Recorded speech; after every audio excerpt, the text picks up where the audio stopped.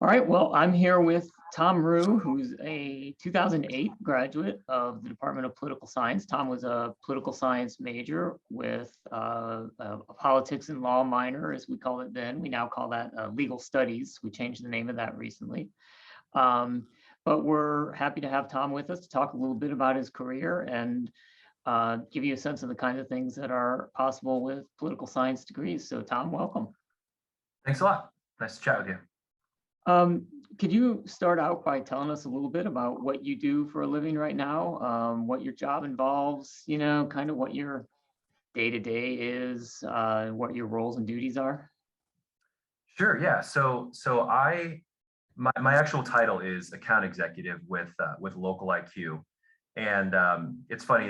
Kind of the elevator pitch for that is that we're part of the USA Today network. Parent company is Gannett, and I started this path with the Des Moines Register in Des Moines, and effectively as an account executive, we partner with businesses throughout the community, and now in my current role regionally, folks that use our channels. So like whether it be print or digital through USA Today or Des Moines Register, our different properties as marketing partners.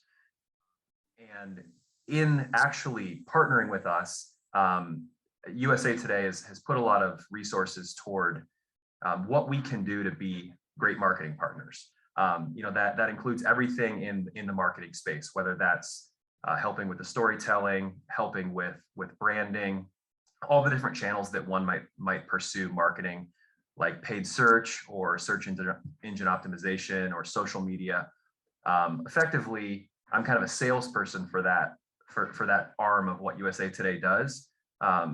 But take it really kind of a step further, and as we're partnering with these businesses, really digging in to be a true marketing partner for them.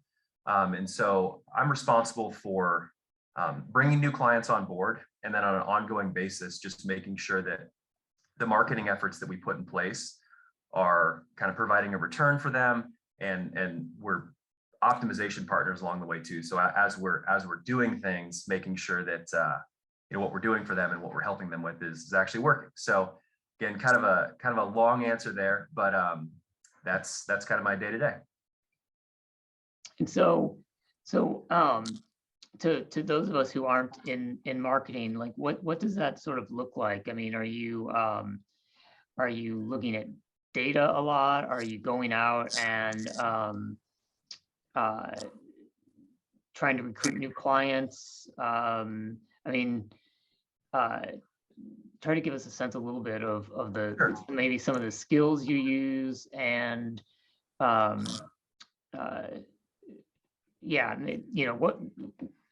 what kinds of skills are you using day to day as you do your job? No, that's a fair question, and one that I think can be both simple and complicated, right? So first, what we look at is kind of who the target audience is for a given partner of ours, for an advertiser of ours. And it used to be that marketers, whether they chose to say advertise on TV or put out a print ad or do something like direct mail, there might be some data behind ultimately who those channels reach, and then they're trying to kind of align, this is our target audience with X channel. A big part of a role that I used to have with this company was actually establishing who the target audience is for a given client, and then the channels that are best for reaching that target audience, right? So just as an example, let's say I'm working with a local HVAC provider, right? Again, you think just backing things up to square one, okay, we're going after homeowners, right?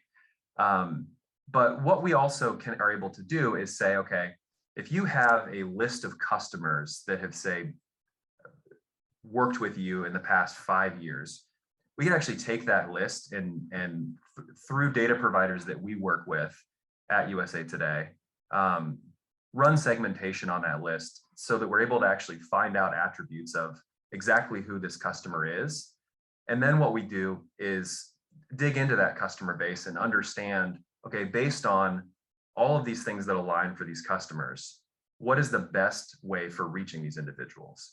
Again, I mentioned that I work a lot in the digital space, and different audience segments interact differently in the digital space, right? So as we've actually been able to pull out different attributes of these target segments, we can hone in a little bit better on the types of channels that are going to resonate most with this specific customer. The HVAC example is maybe a little bit more general, just that, like I said, anybody who owns a home and has, you know, a air conditioner or heating system is going to need an HVAC provider. But that's a good example of like how we might actually go to market and helping our customers hone in on who they're looking to target. So you've got potential customers out there, or maybe customers who you work with frequently. They need to sell their products and services, and they have you're helping them perhaps identify the right audience for them, and then helping them figure out how to get to that audience through the different media channels that you work with Gannett. Exactly. Yeah, exactly. And then to take that just a step further, yeah, you summed it up very well, very concisely there. The second sort of half of it is, once we actually have sort of tactics in place and they're ongoing, we have technology in place to make sure that we're measuring the actual success of a campaign. So if we're driving customers toward, you know, making an appointment or selling a specific product, we want to make sure that we're actually attributing the success of those campaigns to the actual efforts that we're putting in place, so that we can lean into that more, right? So if we find that one tactic maybe isn't working as well as another, we can kind of shift focus towards what's working best. And that's sort of the optimization process that I talked about. Okay, so as I'm listening to you talk about what you do, I'm hearing a lot of sort of communication skills that are necessary. You've got to be able to listen to people, understand their needs, presumably work with others within your own organization to communicate your clients' needs to others who are going to do some of the work. But it also sounds like there's some data analysis skills in there, in order, like you were just talking about, metrics and trying to figure out what works and what doesn't.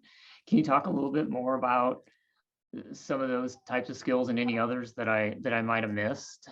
And Sure. and then if you can think about, to the extent that, can you trace any of those skills back to your time here at UNI? Like, can you think of ways that your time at UNI and the poli-sci department might have helped you develop some of those? Yeah, absolutely. I mean, from a developing data standpoint, yeah, again, one of the things that in my current role, we actually have teams that really kind of do that for us. But I come from that team, so I've been with the company for going on just about 10 years now. And a big part of my role was developing that data story and understanding our audience, right? And yeah, from the standpoint of developing that data, I draw on experiences that I had in the political science classes all the time. And then in areas like, whether it's thinking logically or conceptualizing and implementing different ideas, that is something that I was doing on a regular basis in every political science class that I had, right? Certainly some decision making, influencing and persuading people in groups. That's something that now in this sales role is certainly something that I need to focus on all the time. And I never actually envisioned myself as a salesperson. It was much more trying to understand different concepts and present them in ways that people could easily understand. And that is something that, again, looking back at whether it was in the writing of research papers that I did in some of your classes, of course, that I really started to develop that skill set to be able to communicate more clearly, whether that's written or verbally. And that has served me incredibly well in now this sort of sales seat, right?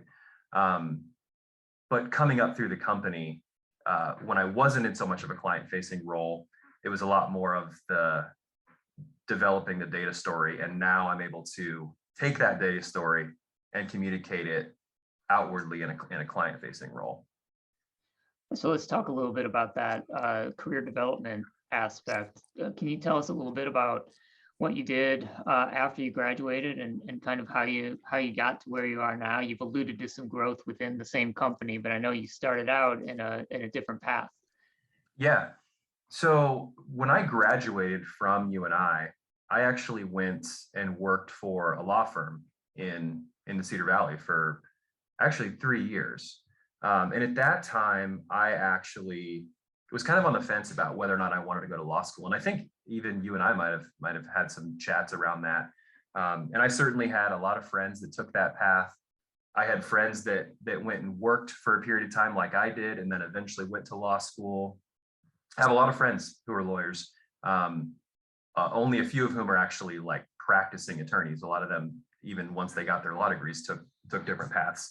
But so yeah, I went and worked for a law firm for about 3 years. And during that time, I was really trying to discover what it was that I really wanted to do, how I could kind of align the skill set that I'd learned, studying in college with some of my passions and where that could take me down a career path.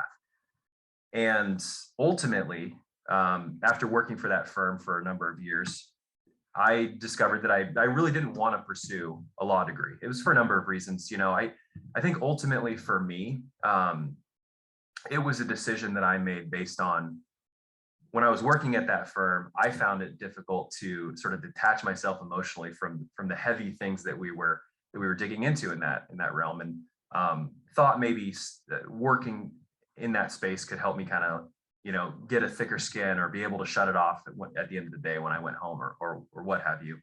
And I just found that as much as I loved that job and as much as I respect and like the field, pursuing the degree wasn't for me. So I found myself in Des Moines with, again, kind of this challenge of what is it that I want to do. And at that time, I ended up just doing a lot of networking. And it's funny because when I was younger, even in college, I had people like my parents or older individuals who would develop careers talking to me about the power of networking, and I just didn't see it as valuable. And when I actually started down that path of, again, quote unquote networking, like the cliche idea of like meeting people and growing your network, there was so much power in that. And what I did is I started kind of working with a mentor and talking about, the skills that I developed in college, the skills I developed through working at the law firm. And at that time, just kind of discovered that maybe being a marketer or somebody who helped with marketing as a partner was something that would be a really good fit. And again, while I was networking, I would just take meetings with different people in the community that did a number of things. I remember I met with an individual who worked for a fine arts organization, ended up meeting with a woman who was head of marketing at a healthcare institution here in town. And through each of these meetings, I would just meet other people in the community to where every meeting kind of opened up my mind to different possibilities. But then also in meeting these folks, I knew that after having met them, as different opportunities arose, maybe they'd think of me and pass it along. And so, again, this is kind of a long story, but it was once I moved to Des Moines and started being more open to networking that I realized the power of that there are people out there who want to help you and want to impart their experience on you in some way, or their path if it can help you in some way. And ultimately, it led to an opportunity in a position with, like I said, at the time, it was the Des Moines Register. And that was back in 2012. And then slowly over time, I've jumped around in roles with Gannett.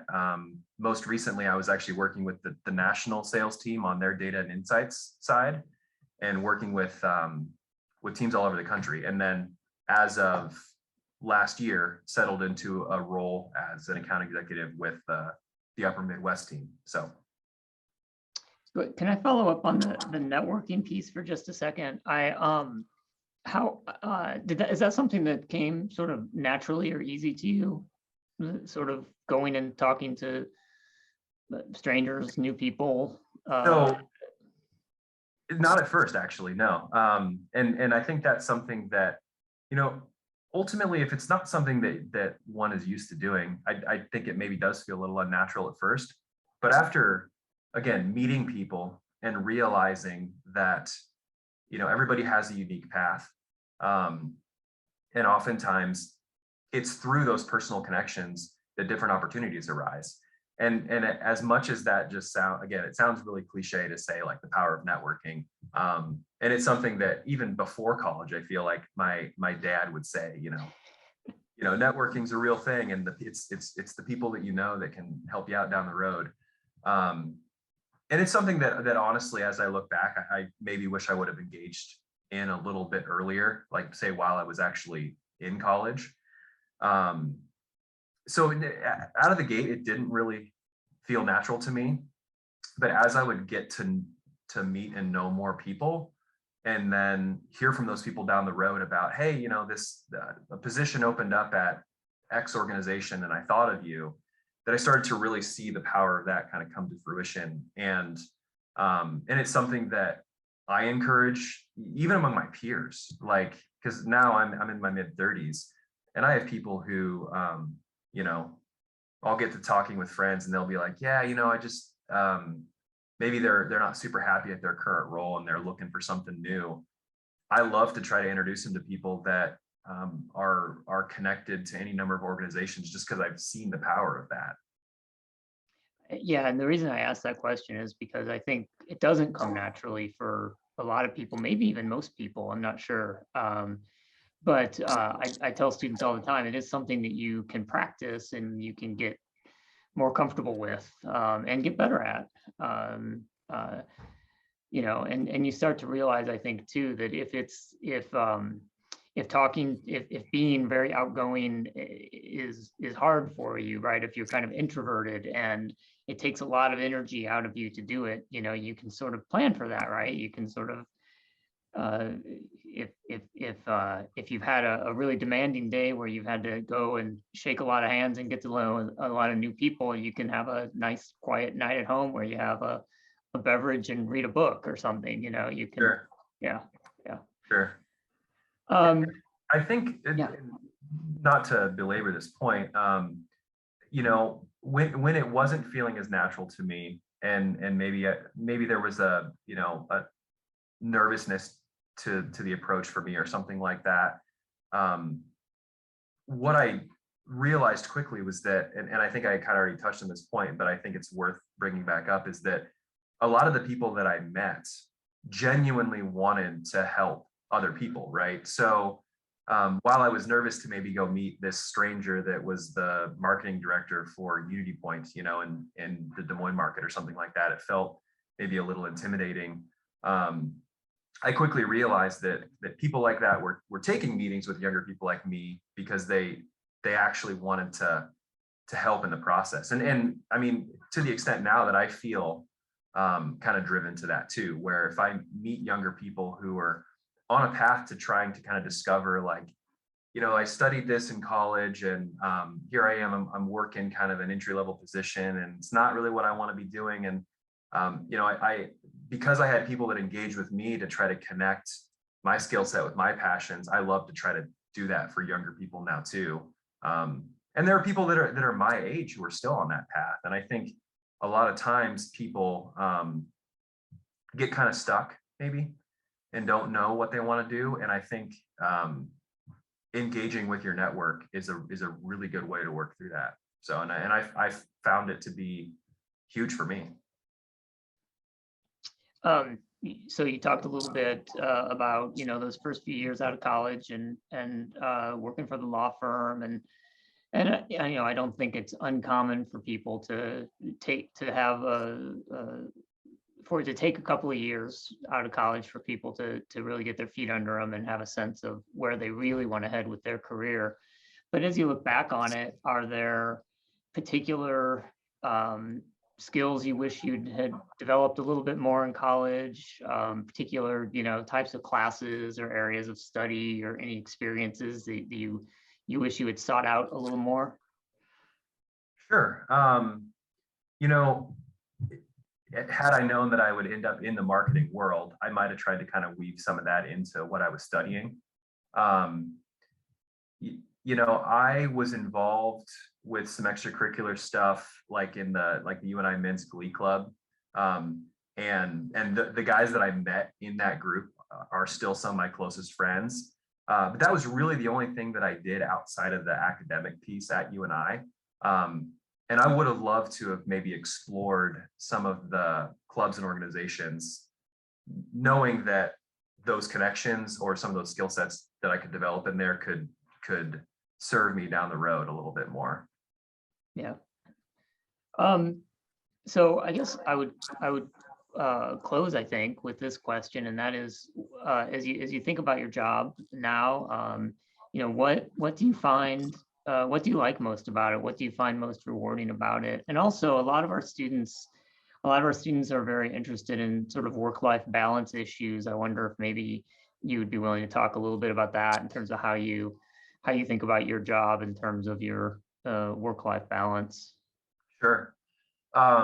As far as what I like the most, I mean, so I have clients all over the place geographically and in terms of business categories. And on a daily basis, just the variety of the types of folks that I'm working with,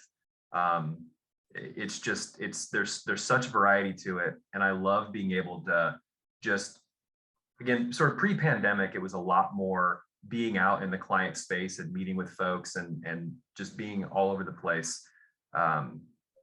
Was great. I mean, I wasn't in the office more than probably 20% of my work week. And I love that. I mean, I love getting to know and spend time with my clients and again, just be with them, right? From a work-life balance standpoint, it's interesting. There's pros and cons to the world that I live in now. So as of March of 2020, we kind of left the office and really haven't gone back because our capabilities allow for us to be pretty much mobile. So I work either from home or say a coffee shop or my clients' spaces. And so for me, work-life balance really blended together in ways that I find to be in some at times almost intrusive from the work side, because at the end of the day, when I shut things down, I'm at my house. And then if I decide I'm gonna maybe get a little bit of work done later in the evening or whatever, I find that everything just kind of blends together, which there's flexibility in that, but then there's also this situation where I couldn't even tell you how many hours I technically worked this week because I'm kind of off and on, throughout my days. Ultimately for me, that's a really good thing. And I like that about my current situation. But yeah, it's, my company also does respect that you kind of need a personal life too. So I have a really good situation in that regard. We get effectively it's managed time, so I don't really have like a PTO bank. Like when I need time off, I take it, and it's not really tracked. It's kind of like you get your work done and take time as you need to. Yeah. Great. Is there anything else you can think of that you would want students to know about your job or about your time at UNI? If I had one piece of advice for any current student, I would say, if you can, take advantage of a study abroad opportunity. I did myself, but it was kind of a shortened version, like a summer program where I went and studied abroad in Poland. And it was hands down the best experience that I could have asked for. And my only regret is that I did that between my junior and senior years. And if I had it to do over again, I would have taken, you know, either a semester or a full year to do something like that. And yeah, it was an amazing experience. So I know that doesn't necessarily have to do with a career path, but certainly something that that I found to be a rewarding experience. And again, I know a lot of folks who did study abroad programs, and without exception, would recommend it. Yeah, I tell students all the time, that's my single biggest regret from college is I did not study abroad. And it turns out that once you graduate from college, it's very hard to just take off for several months and go live in Right. another country. Right. Yeah, I was lucky to, when I studied in Poland, I kind of parlayed that month over there into a longer trip. And to your point, exactly, you know, take the time to travel when you can.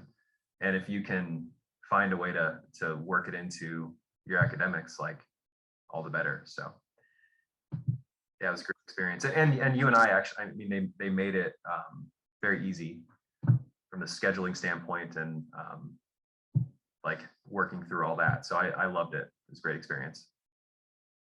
All right. Well, Tom, thanks a lot for your time. It was good to talk to you. Yeah, you as well.